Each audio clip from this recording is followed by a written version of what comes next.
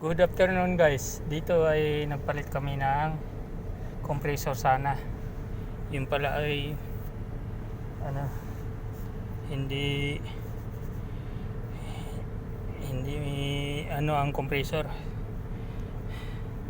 Yung low pressure switch, yun ang inano namin. Hindi din PCB kasi nagdugtong sa PCB yung low pressure switch. Doon nakakabit. Kaya ginawa na lang namin ng paraan.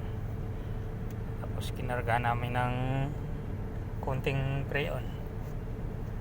Ang low pressure switch kasi namamatay siya pagdating ng 10 amperes. Hindi siya tuloy-tuloy. Kaya yun, nagawa ng paraan. Hindi siya magbabayad ng PCB at saka compressor.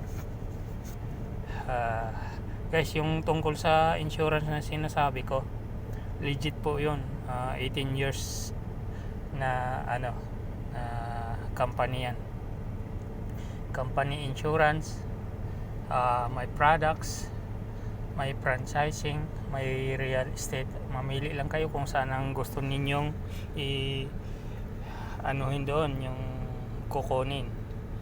Pero ang maganda yung insurance kasi pag ikaw insured, kasali na buong pamilya mo. Hindi na kayo problema sa inyong budget kasi sagot na ng company ang lahat, basta accident. Pag normal lang na na sinasadya mong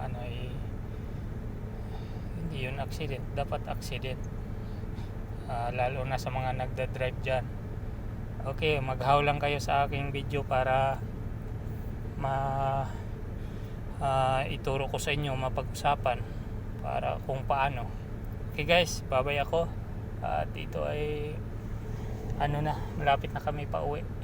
Okay, bye bye, God bless.